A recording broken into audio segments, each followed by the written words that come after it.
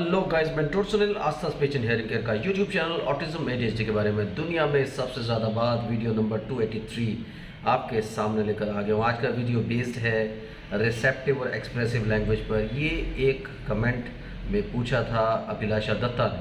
तो Abhilasha Datta, this is specially for you. आप सब लोग भी इससे सीखिए। मैं आपको अश्योर करता हूँ ये दुनिया का सबसे बढ़िया वीडियो होगा जो रिसेप्टिव और एक्सप्रेसिव लैंग्वेज के बारे में आपको कंप्लीट नॉलेज देगा। इसलिए वीडियो को पूरा देखिएगा ताकि आपको इसके बारे में पता चले कि अंडरस्टैंडिंग कैसे डेवलप होता है, कौन कौन सी चीज़ें इंपॉर्टेंट होती हैं और ये डिसऑर्डर्स कैसे आते हैं। हम लोग स्टार्टिंग से ज़रूर बात करेंगे। चैनल को सब्सक्राइब कीजिए, लाइक कीजिए, शेयर कीजिए, दोस्तों में फैला दीजिए। मुझसे बात करने के लिए 8168790299 मेरा मोबाइल नंबर है। +91 इंडिया का SD कोड लगाना बिल्कुल ना भूलें। अगर आप इंडिया के बाहर से कॉल कर रहे हैं, इंडियन कंसल्टेशन 1000, इंडिया के बाहर से कॉल कर रहे हैं 2000 रुपीज़ अकाउंट ट्रांसफ़र आपको देना होता है। तो दोस्तों बात करते हैं लैंग्वेज डेवलपमेंट के ऊपर। दोस्तों जैसे ही आपका बच्चा पैदा होता है उसका लैंग्वेज डेवलपमेंट इमीडिएटली स्टार्ट हो जाता है, क्योंकि सबसे पहले जब वो अपने आप को एक्सप्रेस करता है तो वो एक्सप्रेस करता है रोने की वजह से। यानी रोता है वो जब भी उसकी कोई नीड्स होती है, यानी वो सिर्फ और सिर्फ उसकी जो कम्युनिकेशन का एंगल होता है वो रोना होता है। वो उसको भूख लगेगी रोएगा, उसको फ्रेश होना होगा रोएगा, उसको प्यास लगेगी वो रोएगा, उसको कहीं कोई पेन होगा तो वो रोएगा। So that is the mean of communication for him. उसके बाद जैसे जैसे वो बड़ा होता जाता है वो धीरे धीरे उसको अपना ग्रिप आता जाता है। हम लोग उसको कम्युनिकेट करते हैं, उसके साथ बोलने की कोशिश करते हैं, उसको बुलाने की कोशिश करते हैं और 1 साल में जाकर के पहला मीनिंगफुल वर्ड सारे बच्चे बोलने लगते हैं। लेकिन अगर वो 15 महीने से लेट हो जानी है, 1.25 साल से लेट कर देते हैं तो उनको असेसमेंट की और उनको ट्रीटमेंट की ज़रूरत पड़ती है, थेरेपी की ज़रूरत पड़ती है। तो आप ये ज़रूर ध्यान रखिए कि आपका बच्चा 1.25 साल तक, लेट से लेट 1 साल में पहला वर्ड उसको मीनिंगफुल बोलना चाहिए, लेकिन आप वेट कर सकते हैं 1.25 साल तक। लेकिन अगर 1.25 साल तक भी पहला वर्ड मीनिंगफुल नहीं आया तो बहुत इंपॉर्टेंट है, उसको आप थेरेपी के लिए कंसिडर कीजिए। तो ये सब चीज़ें कैसे होती हैं?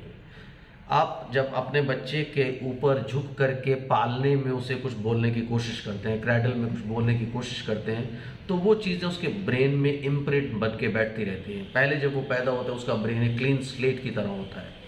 तो जब आप उससे कम्युनिकेट करते हैं, यानी नॉर्मली जब हम थेरेपी देते हैं तो पेरेंट्स ये कहते हैं कि यार 1 महीना हो गया, 2 महीना हो गया, 3 महीना हो गया, जोर लगा रहे हैं लेकिन अभी तक वो मीनिंगफुली नहीं बोलता। तो डियर फ्रेंड्स, जब एक नॉर्मल बच्चा पैदा होता है तो उसके 1 साल के बाद जा कर के वो बोलना शुरू करता है पहला मीनिंगफुल वर्ड। अब इसमें क्या हुआ कि 1 साल तक जब आप उसे बुलाते हैं तो वो जेस्चर्स से आपसे कुछ ना कुछ कम्युनिकेट करता रहता है, चाहे वो फेशियल जेस्चर्स देता है, चाहे वो हाथों से करता है, चाहे वो फिंगर पॉइंट करता है, चाहे वो कुछ भी करता है, तो वो आपको रिस्पॉन्ड करता रहता है। लेकिन आप जब देखते हैं थेरेपी करते हैं तो 1 महीना, 2 महीना, 3 महीने में थोड़ा सा कई बार इम्पेशेंट हो जाते हैं कि बच्चा बोल नहीं रहा। आप देखते हैं कि बच्चे को 0 से लेकर के 1 साल की एज के बीच में आप उसको लगातार बुलाते रहते हैं, तब जाके 1 साल में वो पहला मीनिंगफुल वर्ड बोलता है। इसका मतलब ये नहीं होता कि 1 साल तक जो आपने मेहनत की वो वेस्ट हो गई। सो रिसेप्टिव और एक्सप्रेसिव लैंग्वेज क्या होती है? रिसेप्टिव लैंग्वेज होता है कि आपका बच्चा कितने अच्छे से आपकी बात को अंडरस्टैंड करता है, वो रिसेप्शन पे जाता है। और एक्सप्रेशन क्या होता है? उसे अंडरस्टैंड करने के बाद वो कितने अच्छे से आपको रिवर्ट करता है, कितने अच्छे से आपको वो बोल करके या इशारों से या कैसे भी एक्सप्रेस करता है। तो एक्सप्रेसिव लैंग्वेज हो सकती है जेस्चर्स से, राइटिंग से, स्पीच से। और रिसेप्टिव लैंग्वेज कैसे होता है कि आपने कुछ बोला और उसने उसको परसीव कर लिया, अंडरस्टैंड कर लिया और उसके अकॉर्डिंग उसने आंसर देने की कोशिश की। जब बच्चा पैदा हुआ उसका ब्रेन एक क्लीन स्लेट है। रिसेप्शन होती है ब्रेन के वर्निकेस एरिया में, और जो एक्सप्रेशन होता है that is in Broca's area. Brain में अलग अलग एरियाज होते हैं हर चीज़ के, जैसे हंसने के लिए अलग एरिया है, आपके चलने के लिए अलग एरिया, बोलने के लिए अलग एरिया है, सुनने के लिए और समझने के लिए अलग एरिया है। तो जब आप कुछ बात किसी को बोलते हैं तो कोड सेट करते हैं, वो कोड यानी वो एनकोड करते हैं आप, वो चला जाता है आपके दूसरे बंदे के ब्रेन में, कान के थ्रू ऑडिटरी कॉर्टेक्स में जाता है, फिर उसके ब्रेन में उसका इम्प्रिंट बनता है। जैसे नई चीज़ आप सिखाने की कोशिश करते हैं, आपने अपने बच्चे को, जब आप पानी पी रहे हैं, आपने अपने बच्चे को बोला आप भी पानी लोगे, आप पानी पी रहे हो, आप अपने बच्चे को बोल रहे हो, बच्चा 3 महीने, 4 महीने, 5 महीने का, तो उसको पता लग जाएगा कि ये ग्लास है, इसके अंदर पानी डलता है। एक 3 डायमेंशनल इमेज उसके ब्रेन में प्रिंट हो जाती है। तो ऐसे करके चीज़ें बनती चली जाती है। फिर उसको थोड़ा टाइम 3, 4, 5, 6 महीने की एज में पता चल जाता है, 7 महीने की एज में पता चल जाता है कि पानी किसको बोलते हैं। तो वो पानी को देख करके एक्साइट होकर बोल नहीं पाता, क्योंकि अभी स्पीच मसल्स उतनी ज़्यादा उसकी मैच्योर नहीं हुई कि वो बोल पाए। लर्निंग आती है पहले, और यानी मैच्योरिटी आती है पहले, यानी जब स्पीच मसल्स मैच्योर हो जाएंगी उसके बाद उसको स्पीच का लर्निंग आ जाएगा। So maturity should come first and then the learning should come. इसी तरह से क्या होता है कि जैसे आपके बच्चे के जो ऑर्गन्स है, स्पीच ऑर्गन्स, जब वो मैच्योर हो जाते हैं, मैच्योर कब होते हैं? 1 साल की एज में, 1.5 साल की एज में, 2 साल की एज में, जैसे जैसे मैच्योरिटी आती जाती है, ग्रिप बनती चली जाती है, वैसे वैसे वो उन समझी हुई चीज़ों को बोल पाता है। लेकिन पहले समझना होता है, यानी पहले लैंग्वेज फॉर्मेशन होती है।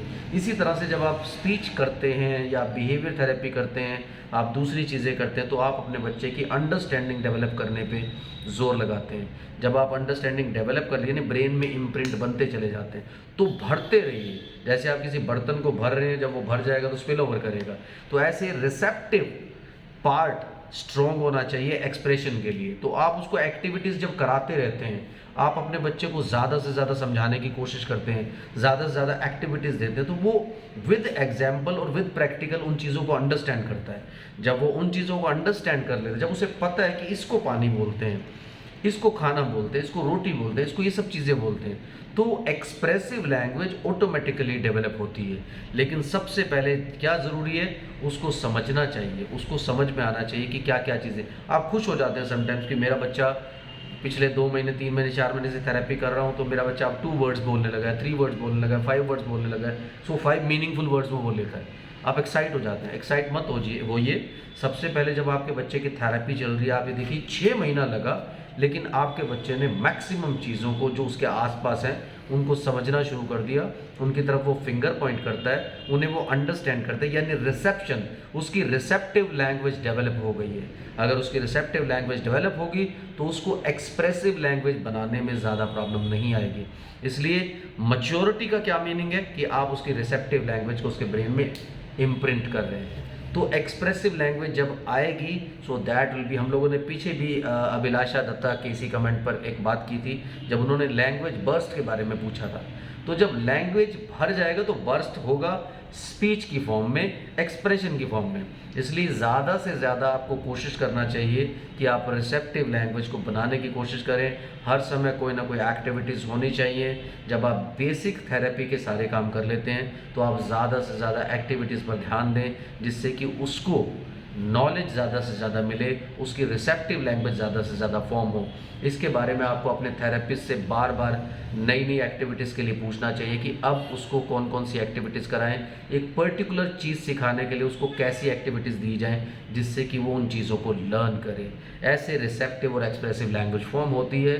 और मुझे लगता है कि आपको आपका जवाब मिल गया होगा अभिलाषा, और आप सब लोगों को भी नॉलेज मिली होगी।